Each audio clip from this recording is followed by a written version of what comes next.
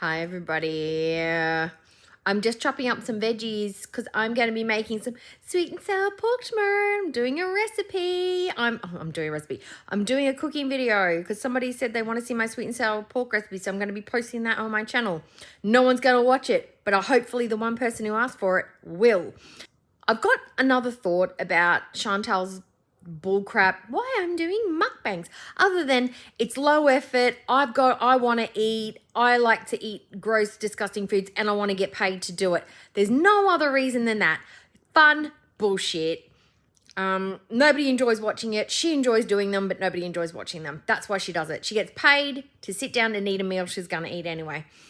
But the other thing that she's talking about is I don't feel guilty when I do mukbangs. And you know, if you're a fat person, you've still got to eat. Yeah, human beings still have to eat. But fat people or people with a weight problem or people who have health problems do have to change their diet. I.e., say a cat has kidney issues, you change the diet to help that condition improve. Same works, oddly enough, with human beings. If you are struggling with a weight issue, what do? You change your diet to improve that situation. You maybe eat more salads, you eat more whole foods, you cut down and eat more lean proteins, or you cut out proteins altogether. You find a diet that drops the weight, that gives you energy, that makes your situation better. Now, foodie seems to think that she's just a regular person. If I just get on a normal schedule and I occasionally eat a takeaway, I'll be totally fine. No, ma'am, that bridge has been burnt. You are now a type 2 diabetic. Your diet needs to be refined. Schedule means nothing. What you put into your body, breakfast, lunch, second lunch, dinner, second dinner, supper, makes a difference. Every single time your sugars go up, your body is going to be damaged. Every time you ignore the calories, you are going to gain weight, which is also going to affect your organs, your enlarged liver, your lungs, your cardio, your immobility. You do not have a choice whether you don't get the luxury or the privilege anymore of just picking and choosing what garbage you can put into your body. That's what somebody like me can now do. I eat good 80% of the time. So that one time I want to sit down and eat a McDonald's or the Big Jack from Hungry Jack's because they're better. I can do that because I do not eat takeaway. I have it every once in a while because I am not a type 2 diabetic about to lose an appendage. What don't you get? You are losing your window of opportunity to use your diet to help save your life. You are wasting yet another life's opportunity. Your channel was an opportunity lost, and now your health and your life is going to be another opportunity that you have wasted. Now, from somebody who had the same goals that you do, to travel, to do things, to participate in life and have fun and fly comfortably and travel comfortably. And since I have now gained that ability through hard work, perseverance, and planning and achieving a goal, I now have what you dream of. So for you to say that, oh, I have such a yearning to travel, you don't have enough of a yearning to do something about it to change your life to get what you want to do. It is something you think about. It's something that you want. It's not a big enough dream for you to take action for. So when you sit there and blah, I do mukbangs because they're fun. No, you do mukbangs because you have an ED that is driving you and you have nothing else to offer to the internet. That's why you're doing it. And you are trying to fool yourself, but you're sure as fuck not fooling us. We see your game, we see your bullshit, and you don't like that we called you out on it.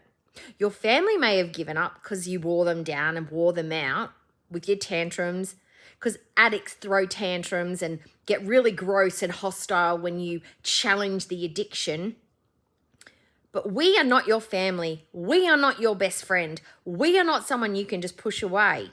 We can put the words out there. You don't have to listen to them, but clearly you listen to them because you're getting frustrated and you're getting annoyed. We see someone in peril and we want to say something, and we're going to keep saying something. So just keep eating. Eating. Every meal brings that window just an inch lower, and eventually it's going to shut and you're going to be fucked. And something else that I was thinking about is like, she's had 2 years, almost 2 years, 20 months, not quite 2 years, but a long time to get a schedule, to get it together, to adapt to Kuwait, to learn the language, to adjust to her new religion. How long before you say you're just not even fucking trying? Children adapt to new situations faster than you do. There are kids that go 1 week at one parent's house and 1 week at another parent's house. They learn a routine, they manage to adapt, and they're children. They are not fully grown and equipped with all the tools that we should learn by the time we hit 40, and they can adapt to that kind of environment. What do you need to do? You wake up, you make your husband a bullshit tomato dry egg breakfast, you clean the dishes, put on a load of washing, your day's done. And then all you got to do is order your meal, sit down, slop it all over yourself, record it, sit down for maybe 15 minutes to edit it, upload it, and then you have another 23 hours of your day to go. What schedule? How long do you need to adapt? I don't understand. I'm still adapting. Adapting to fucking what? You're not juggling anything. You're not juggling anything. You've barely got a job. You're not going to therapy. You don't exercise.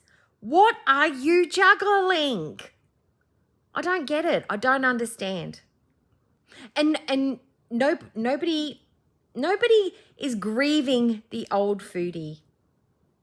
Nobody's grieving that. Nobody's like, oh, such a shame.